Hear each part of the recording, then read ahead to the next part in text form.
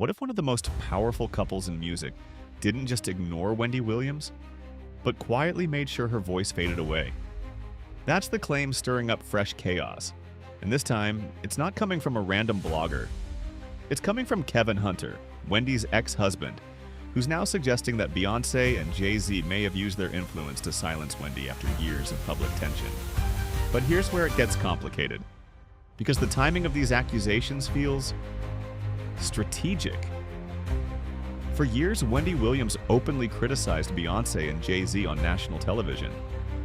She didn't just throw light shade, she questioned Beyoncé's speaking voice, mocked her interviews, analyzed alleged plagiarism claims, and dove headfirst into the infamous fake baby bump rumors.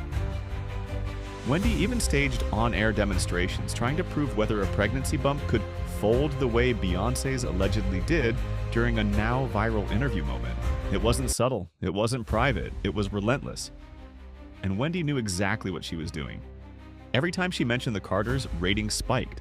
Social media exploded. The internet clipped it, reposted it, debated it.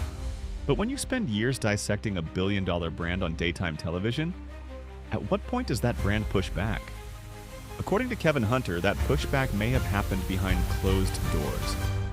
He claims powerful moves were made, that Wendy's voice was gradually removed from the spotlight, that forces within the industry made sure her influence shrank. But here's the detail that makes people pause.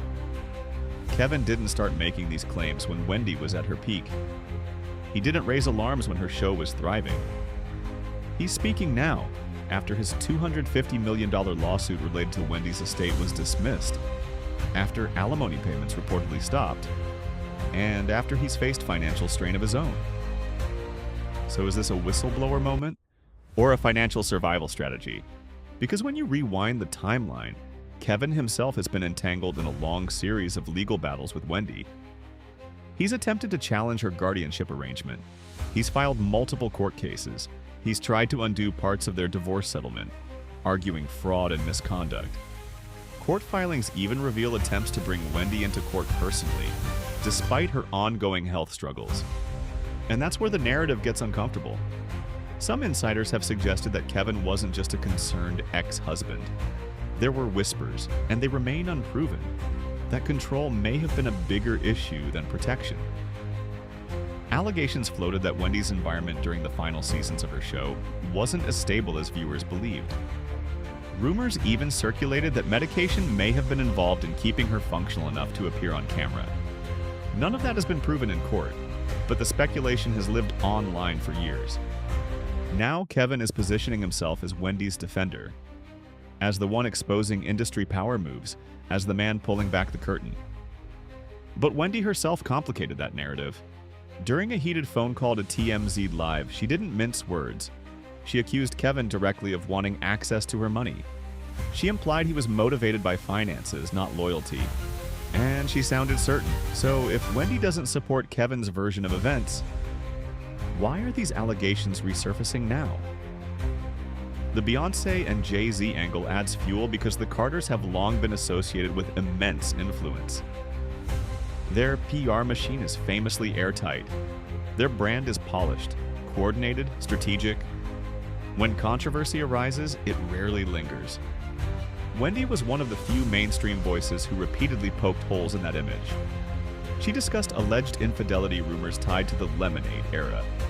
She brought up the long-standing paternity claims involving a man named Ramir, who is publicly claimed to be Jay-Z's son. She connected dots between industry feuds and career slowdowns involving other artists. Whether viewers agreed with her or not, she wasn't quiet. And in entertainment, silence is often more powerful than response. There were rumors over the years about cease and desist letters, about quiet pressure, about legal reminders. None of it officially confirmed.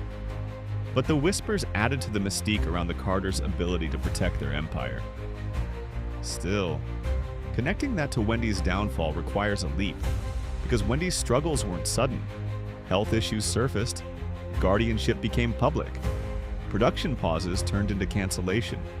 The unraveling happened in plain sight, and Kevin's financial unraveling happened right alongside it. His lawsuit was reportedly filed without Wendy's knowledge. his alimony stream reportedly ended. Reports suggested foreclosure concerns. Attempts to regain access to financial accounts became visible through court documents. When you stack it all up, it becomes harder to see Kevin as an outsider exposing corruption. He looks deeply entangled. And that doesn't mean the industry is innocent. It doesn't mean power doesn't operate behind closed doors. Hollywood and the music world have always run on influence networks, PR damage control, quiet negotiations, but proving that a power couple orchestrated someone's professional collapse is a different level of accusation. So, what are we really watching here? Is this about Beyoncé and Jay-Z protecting their brand after years of public criticism? Is it about Kevin Hunter trying to reinsert himself into a narrative that no longer benefits him? Or is it a mix of both, where industry power and personal financial desperation collide?